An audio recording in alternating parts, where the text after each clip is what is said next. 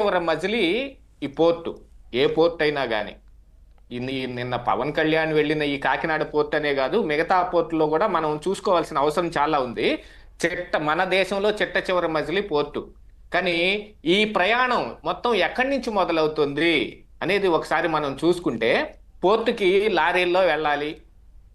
పోర్టుకి అదేం జేబులో పెట్టుకుని తీసుకెళ్లే వస్తువు కాదు కదండి. లారీల్లో వెళ్ళాలి. యథేచ్ఛగా లారీల్లో ఇలాగా పోర్టు దాకా తరలి వెళ్తుంటే ఏం చేస్తుంది వ్యవస్థ? దీన్ని ఆపటానికి ఎన్ని వ్యవస్థలు లేవండి. అది మన రాష్ట్రంలో ఉన్న రోడ్డు మీద ప్రయాణం చేసి వెళ్లాల్సిన లారీయే కదా అది. మరి ఆపటానికి పోలీసులు లేరా? దాన్ని విజిలెన్స్ లేదా? దాన్ని ఎవరు వదిలేస్తున్నారు? నెంబర్ 1 పాయింట్ అది. ఆ లారీకి ఎక్కేటానికి మిల్లుల్లో స్టోర్ చేయటానికి గోడౌన్లు కావాలి. ఎందుకంటే అది చాలా పెద్ద హ్యూజ్ నెంబర్ ఉంటది కాబట్టి ఆ మిల్లర్ల మీద కానీ ఆ గోడౌన్ల మీద కానీ రైడ్ చేయడానికి కొంత వ్యవస్థ ఉంది. ఆ వ్యవస్థ ఏం చేస్తుందో మనకు తెలియదు.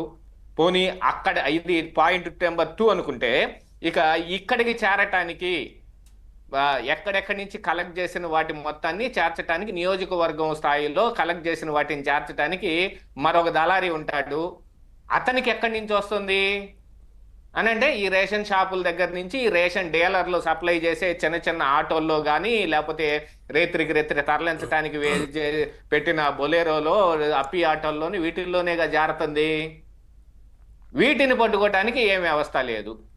ఇదంతా తీసేస్తే అసలు రేషన్ షాపుల్లో అంత బియ్యం వాళ్ళు ఎలా అమ్మగలుగుతున్నారు? అంత బియ్యం ఎలా కలెక్ట్ చేసి ఇవ్వగలుగుతున్నారు? ప్రజలకి ఇవ్వకుండా ఒక రేటు కట్టి వాళ్ళకి డబ్బులు ఇచ్చి వాళ్లే అట్టు పెట్టుకుంటుంటే ఈ రేషన్ షాపులన్నీ ఎవరి అండి? ఈ మొత్తం కూడా మన రాజకీయ వ్యవస్థలోంచి పుట్టినవే. ఒక రాజకీయంగా మన కార్యకర్తల్ని అభివృద్ధి చేయటం కోసమో, మన అనుయాయులకి ఇచ్చుకోవటం కోసమో గ్రామ స్థాయి నుంచి నాయకులు దాని మీద ఒక ప్రభావం చూపించటం మొదలు పెట్టారు. అందుకనే గవర్నమెంట్ మారంగానే రేషన్ డీలర్లు కూడా మారిపోతారు. ఇందులో దాచుకోవాల్సిన అంశం ఏమీ లేదు. ఇలాగా వరుసగా ఉన్న పాయింట్లు, స్టార్టింగ్ పాయింట్ దాకా వస్తే రేషన్ డీలర్ల దగ్గరికే కదా వస్తుంది. ఆ రేషన్ డీలర్లందరినీ మళ్ళీ మేనేజ్ చేసేది ఎవరు అని అంటే మళ్ళీ ఇదే రాజకీయ వ్యవస్థ. కానీ ఆ వ్యవస్థలో ఈరోజు మనం ఉండి పరాయి పార్టీని నిందిస్తున్నాం. ఒకసారి మనం కూడా ఆత్మవిమర్శ చేసుకోవాల్సిన అవసరం ఉందనేది నా యొక్క సూచన.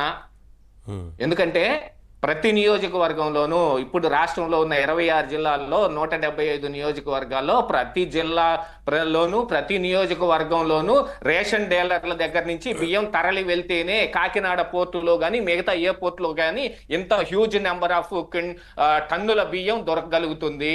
దీన్ని అంతటినీ కలెక్ట్ చేయడానికి ఆది మూలం ఎవరండి? మన రేషన్ డీలర్లే. వీళ్ళందరూ యథేచ్ఛగా చేయటానికి కారణం ఎవరు? మన రాజకీయ వ్యవస్థే.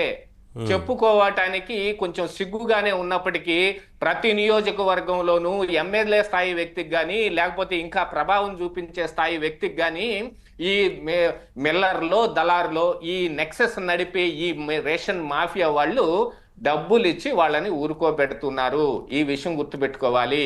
ఇది మరి ఈ వ్యవస్థ మొత్తానికి మంత్రిగా ఉన్న నాదెళ్ల మనోహర్ గారి నియోజకవర్గంలో కూడా జరుగుతుంది. ఇది కొత్త ఏం కాదు. ఇది ఇప్పుడే జరుగుతుంది.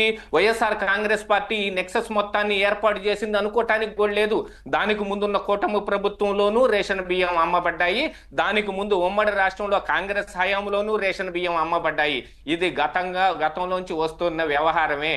దీన్ని ఏ రోజున ఇంత పెద్ద మొత్తంలో గతంలో వైసీపీలో కీలకంగా వ్యవహరించిన, ఇప్పుడు వ్యవహరిస్తున్న ఈ ద్వారంపూడి చంద్రశేఖర్ రెడ్డి ఇంత పెద్ద మొత్తంలో ఇన్ని టన్నుల రేషన్ బియ్యాన్ని తరలిస్తూ ఉన్నారు. ఒక వ్యక్తి ఇంత పెద్ద మొత్తంలో వ్యాపారం చేస్తున్న ప్రభుత్వం ఎందుకు సీరియస్గా తీసుకోలేకపోయింది? అంటే ఇప్పటికి 6 నెలల సమయం పట్టిందని అనుకోవచ్చు కదా. వారే చెప్తున్నారు ఒకవైపున అధికారులు సహకరించడం లేదని. ఆయనేమో ఆఫ్రికా దేశాలకు తరలిస్తున్నారు బియ్యాన్ని.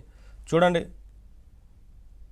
అవును, ఇది ఏంటంటే వైఎస్ఆర్ కాంగ్రెస్ పార్టీ కరప్షన్ ని మొత్తం కాదు సార్. ఇప్పుడు ఆయన వైసీపీ ఉన్నప్పుడు అంటే వారి పార్టీ ఉంది, సరే సహకరించారు, అధికారులు ఎవరు కూడా మాట్లాడడానికి వీల్లేదు.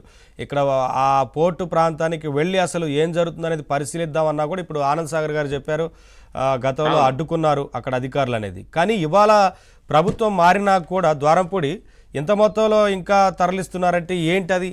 ఏం చూసుకొని ఇంకా ఎవరు సహకరించారనేదే కదా. ఇందులో వ్యవస్థ మొత్తం సహకారం ఉంది అని ఇక్కడ చెప్పుకోవాలండి నవీన్ గారు. ఎందుకంటే ఆయనకి బియ్యం అందించబడటానికి మొత్తం వ్యవస్థ, ఇందాక నేను చెప్పిన మొత్తం వ్యవస్థ కారణం అవుతోంది. ఆ మాఫియా పైనున్న రాజకీయ నాయకులు మారుతున్నారు, వాళ్ళకు ఉద్దేశాలు మారుతున్నాయి, కానీ ఈ మాఫియా మారటం లేదు. ఈ మాఫియా చేసే ప్రయత్నాలు అనునిత్యం జరుగుతూనే ఉంటాయి. ఇప్పుడు ఈ నాయకులకు కూడా రేషన్ బియ్యం విషయంలో మాత్రం ఓపెన్ గా ఒక్క విషయం మాత్రం ఖచ్చితంగా చెప్పుకోవాలి. దాంట్లో రాజకీయ నాయకుల ప్రమేయం చాలా ఎక్కువగా ఉంది. వాళ్ళ ద్వారానే ద్వారంపూడి చంద్రశేఖర్ దాకా ఎంత హ్యూజ్ మొత్తంలో బియ్యం అందించబడుతుంది అనేది మనం గుర్తించాల్సిన ఒక్కటి కాదు, గ్రామ స్థాయి నుంచి జరుగుతుందని అనుకోవచ్చు. సరే, గ్రామ స్థాయి, మండల స్థాయి, నియోజకవర్గ స్థాయి, ఆ తర్వాత జిల్లా స్థాయి, ఇంత మొత్తంలో సహకారం అందించబడుతుంటేనే, ఇందులో కేవలం అధికారులు మాత్రమే